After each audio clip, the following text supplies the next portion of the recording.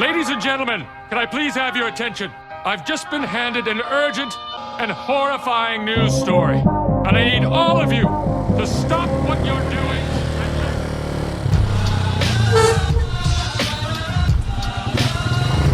Okay, so something a bit different tonight. First of all, we seem to be going through grass and gardens. We're not pathway. So, and also, I better say hello. Hello, everybody. You might have noticed, especially if the camera quality is crap and I don't know until we get home, you might have noticed that today it's dark. Not bright sunshine as usual. That's because it's 10:30 at night at the moment. I just nearly crashed then, that was funny. No, it wasn't, it was stupid. It's 10:30 p.m. on a Monday evening. And the reason we're going out at 10:30 p.m. on a Monday evening is because I want to show you something that probably isn't in your local town. Brian, to be honest with you, that smells like pure gasoline. And that will be 60% of the time it works. a whole row of bike workshops that at 10:30 at night are working and will be for the next 4 or 5 hours. Till 3 o'clock in the morning or more sometimes.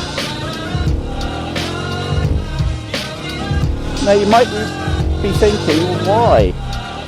Why the hell are bike workshops bothering to open up at such a late time? Well, let me fill you in on the story. They don't even open, some of them, until like 3 o'clock in the afternoon. So the day's nearly done when these places open. But why is that? Why the whole row of, I mean, there's plenty of them around this town, but this is like one whole road of workshops open until the early hours of the morning. And the reason is, Johor, where we are now, is right next door to Singapore. Literally, it's a causeway between the two actual crossing points. And every day, hundreds of thousands of people pour into Singapore to work for the mighty Singapore dollar. So, every day, hundreds of thousands of people cross the border. Many of those hundreds of thousands do it on motorbikes. Mostly underbones, but various motorbikes. And the thing is, these guys have to work stupidly long hours because there's always a huge queue going to Singapore and there's always a huge queue going back. So these guys might actually start queuing up, I don't know, 5 or 6 in the morning trying to get to work on time. And some of them, you'll be coming home 8, 9, 10, 11, 12, whatever at night, and there'll still be a huge queue to come across immigration. It's something you ought to see. I mean, I've never actually ridden a motorbike across into Singapore, and I don't really want to. It's bad enough doing it in a taxi or doing it on a bus. The queues are ridiculous for all forms of transport over there. Frankly, it's a disgrace, but two countries' governments who depend upon each other so much can't obviously sort their shit out, so it is. And it also means that these people are working some incredibly long hours, so they don't really have the ability to get their bikes fixed or their bikes serviced unless they do them probably at work in Singapore. And the thing is, in Singapore, and the reason they go to Singapore is because the money in Singapore is higher, but therefore if they get their bikes fixed in Singapore, it's going to cost them a hell of a lot more than if they get their bikes fixed or serviced or whatever in Johor. And that's where we are now. So we're going to go and have a look. I'm going to show you. You can see people all out there eating. One of the great things I like about Malaysia, Asia, most of Asia as far as I've seen, is obviously people eat outside, because why not? But also, eating is the thing, you know, people go out to eat. Eating's a big important thing. And most people, I think, probably go out to eat rather than stay in to eat. Anyway, nice little fairy cats all lit up for you. Nice, isn't it? So, eyes are up and I hope it's not too bad.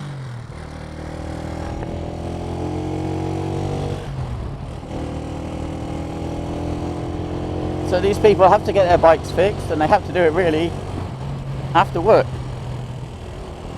so that they're ready to go to work again in the morning.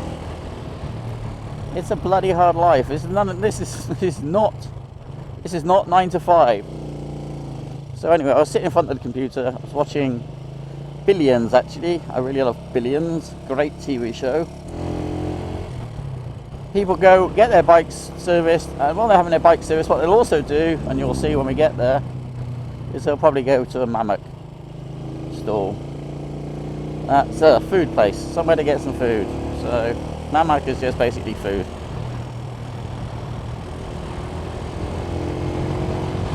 And these guys are going to get some food, and they're going to sit down where their bikes are being serviced, and they're all going to just sort of eat and carry on. I just think it's something to see. Plus also, you haven't seen all this in the night time. Look at all those lights over there. That's the new Johor. All the new skyscrapers. Perpetual Memorial Park. Don't even know what that's all about. I'll show you. Okay. So this is it. No matter what time of night it is, I don't know actually. Looks like this could be a wrong day. Looks like to me like there's not a lot of people here.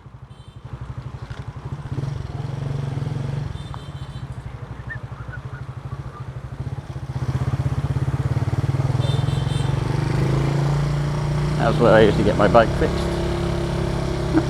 No, there doesn't seem to be much in the way of food places or anything.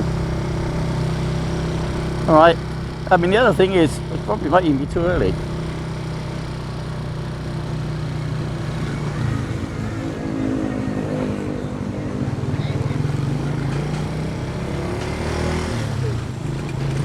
Now you can see, people are eating and drinking, changing their money. Their bikes done. You can see sticker house. I haven't been up here in the night time for a long time. I used to come here. I used to run a bar in Johor, and I used to come here after work, so it would be like anything like 2:30 in the morning, get my bike serviced just like everybody else. Nice little Kawasaki, and the place will be packed, absolutely packed. I mean, it's still, 10:30, still busy, but it will get busier as the night goes on. Big bike shop here. This one seems very popular. All those people there getting their stuff done. Look at that. It's a huge queue of people. You also wonder what makes them choose one place over another. What do they know? The road gets around, I guess, which is a good place to have chance. The place is called Motor something. Now this road we're on here also, and I don't think it is anymore, but it used to be like lots of prostitutes up here. Mainly, I was going to say ladyboys, but not like your Thai ladyboys. There might be a couple there now. Hello ladies. Pretty ropey, I would suggest. I don't know if you lose a kidney or something. Maybe you do. So that's the bike servicing road, but nothing like as busy as I expected. So I could say, oh, I'm going to come back another day and do it again, but I'm too freaking lazy, so we'll have to take it for what it is. But what I will do is I'll drive down by the immigration part and come around in the big circle so you can kind of see that in action. The other thing, it's 10:30 at night. I'm wearing a t-shirt. I'm wearing jeans for now, but I'm wearing a t-shirt and it's lovely. Temperature is just perfect. Red light. This guy will go through there. There won't wait. This guy's definitely going through. Green anyway.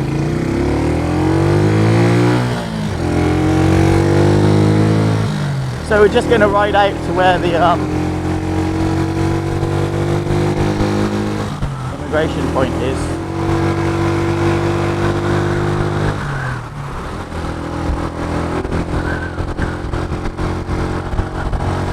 And also because I want to see how good the GoPro is in the dark.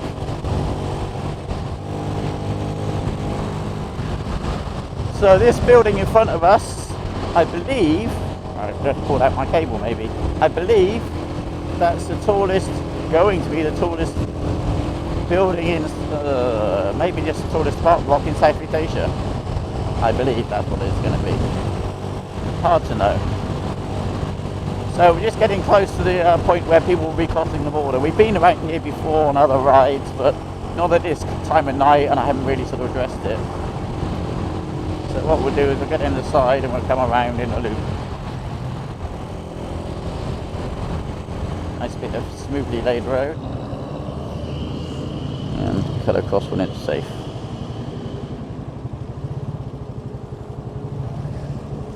Cut across, shorty, shorty, cut across. So,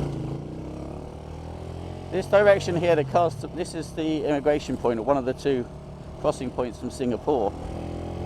And normally, don't you just love it when a plan comes together? Normally, just up this lane here would be just pouring with motorbikes to my left here. But as you can see, there's hardly any. It's pretty freaking miserable, just a few. So I don't know if it's the wrong time of night or just because it's Monday, but not a lot of action. And then you get these people pulling out on you, not like you can do. Alright, well there you go. Well, that's busy. That's the first garage across the border. Another thing you get here, apart from the every single night traffic jam, another thing you get here is cars from Singapore will come over here to fill up with petrol. Now, technically, it's illegal for them to fill up with petrol here, but that doesn't seem to stop them. And the shit they do is hilarious. Some of the garages have a little ramp that they can back their car up so that it tilts the car, so they can literally fill the tank to the brim. So instead of like, let's be honest, most of us, except for the really sick perverted ones, effing hate filling up with petrol on a car, just standing there watching your life tick away.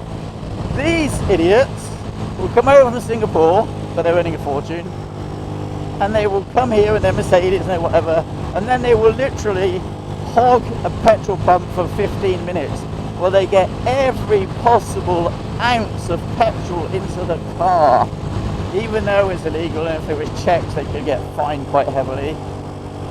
And they would just do that to save themselves a few bucks. So funny. If they want to save themselves a few bucks, don't buy a Mercedes in Singapore, you know, buy something cheaper. It's a weird place. So it all went horribly wrong.